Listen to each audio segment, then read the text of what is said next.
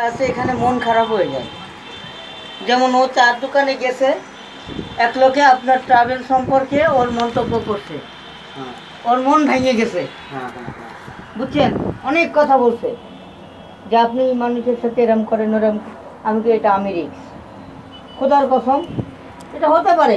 মানুষ মানুষের জন্য অনেক চার দোকানদার দালাল আছে, ট্রাভেল চালারা তাদের পয়সা খাওয়ায়, তারা দেয় না, তাদের বিরুদ্ধে সমালোচনা করতেই পারে।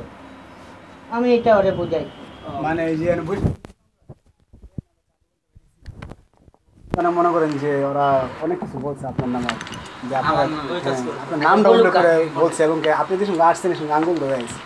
হ্যাঁ উনি এখন যে বলছে যে বলে বলুক, আমি বলুক আপনারা ভালো না, আপনারা লোকজন ঘোরা অনেক লোক আসে এই জায়গায়, মারামারি হয়েছে, কোন সেনাবাহিনী অ্যাটাক করছিল তার লোকের ধারায়। না না কোন এই অ্যাটাক না, মানে ওনার লোক আসছিল বলে যায়, কারণ লোকগুলো আসছিল তো আপনার ফ্লাইট নিয়ে বা ভিসা নিয়ে বলে কি করছে এইভাবে বলছে আর কি। তো ওর মনটা দুই জায়গায় ভেঙে গেছে। তারপরে ঠিক আছে আপনারা আসছেন আমরা কই, আমরা বিদেশের উদ্দেশ্যে আসছি, টাকা জমা দিতে আসছেন। আমরা কই হ্যাঁ, কতলে ভাইয়া টাকা জমা দিয়ে দেন। পরে আমি বলছি যাক আসছে, আমার ফ্রেন্ডরাও আছে, দেখি কথাবার্তা বলি। বা আপনি যেমন এত কথা বাদ ভাই, আপনি খারাপ লোক, আপনি খারাপ লোক, আপনাকে টাকা দেবো আমি। এখন টাকা আপনাকে খারাপ লোক টাকা দেবো, কিভাবে নিবেন, কিভাবে পাঠাবেন এটা বলেন।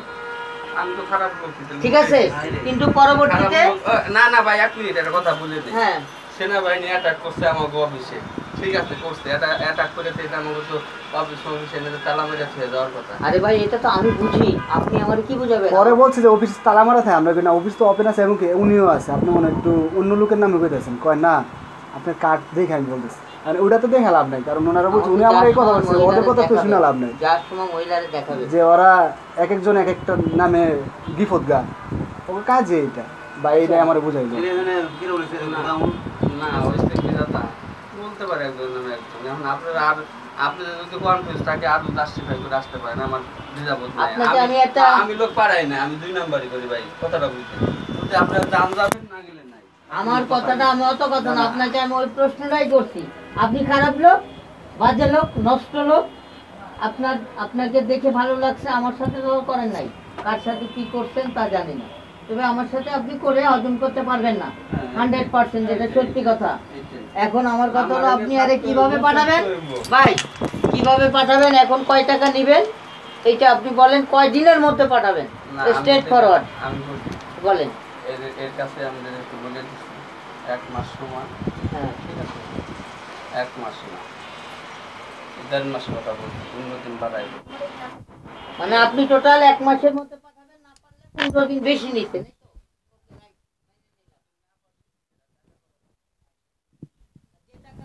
দিব সেই টাকাটা আমি 2 না একবার এখন আপনি কত টাকা নিতেছেন সিকিউরিটি মানি?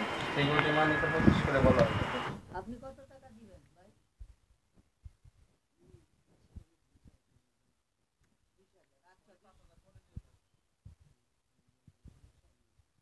আচ্ছা আপনি 25,000ই লাগেন, 5,000 টাকা তো এটা আপনার ইমানের ব্যাপার। উনি আপনার জন্য 5,000 টাকা মাইরে খাইব না, আর আপনিও ই করবেন, এটা আপনার ব্যাপার। আপনার ডকুমেন্ট বেশি থাকবে, 5,000 টাকা যখন উনি দিবে তখন আপনি এটা ফ্লাপ করে দিবেন।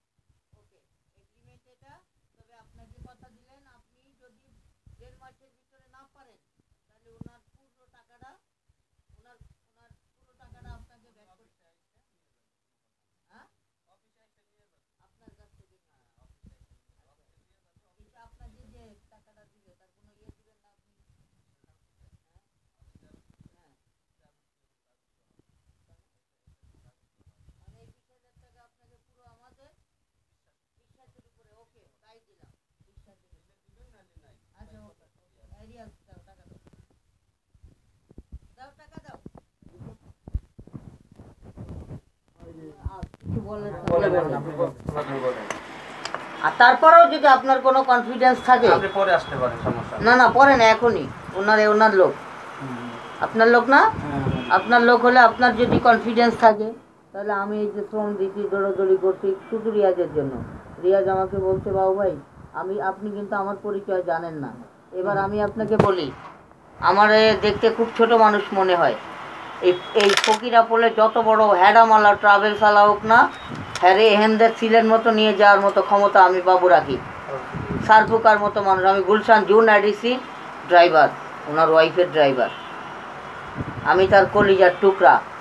বাড্ডা, রামপুরা, খিলগাঁও, পল্টন, রমনা, মোটামুটি এই যে থানায় আপনি আমি যে কে, আপনি এনি গুতা দিলে ঠিক পাইবেন যে আমি কেডা, বুঝছেন? এইবার আগামাথা গুতা দেন না আমি কে। আমার অতটুক কনফিডেন্স না থাকলে আমি এখানে আসতাম না। ওনার নামে কইছে চিটার, আমি কই চিটার বলেই ওনারে টাকা দেবো। এবং উনি যেদিন বিদেশ যাবে ওনার গর্ব করে আমার তরফ থেকে ওনারে মিষ্টি খাওয়াবো। আর এই যে মহিলা বিদেশ যাবে, আমারে বাপে জন্ম দিলে ওনার সামনে আমি দাঁড়ায় ওনারে জুতা দিয়ে বাড়ি দেবো। যদি না পারি তো আমার বাপ দুই, তার আগে ওনাকে কিচ্ছু বলবো না। উনি কিন্তু এই কথাই বলছে। হ্যাঁ, মহিলা পাশে বসে বললো আর কি আপনাদের অফিস সম্পর্কে, অফিস সম্পর্কে নানান কথা বলছে। আপনাদের ভাই যদি কোনো সমস্যা থাকে, উনি কিন্তু এই কথাই বলছে যে উনি চিটার ধরেন, উনি চিটার, ওনার কাছে টাকা আল্লাহর আশীর্বাদে এই রমনা রসি মনসুর সাহেব আছে। ওইটা দোকানদার না, ওইটা দোকানদার না। এই রমনা রসি মনসুর সাহেব আমার তার সন্তানের চেয়ে বেশি ভালোবাসে। মশিউর ভাই এই যে পল্টন থানায় ওরা দেখে না, আমি তো দেখি ওরাও তো দেখে না। আমরা তো আসছি কোন সময় হয়েছে ওই আপনারা একটা পার্স কিনতে এই যে পল্টন থানার, বুঝছেন, ইয়ে আছে আপনার এই যে এই সুমেন বড়ুয়া, তার আপন ভাইয়ের চেয়ে বেশি ভালোবাসে। আমি যদি বলি আমার এক ছোট ভাইয়ের টাকা ওই লোক নিচে ঘুরাচ্ছে, বুঝছেন না? এমনি তো ওনাদের কলমকে শেষ নাই। আমি চাই না, আমি উনি খারাপ বললেই আমি জোর করে দিচ্ছি। এখন ভাই আপনাদের মনে চাইলে দেন, না চাইলে না দেন।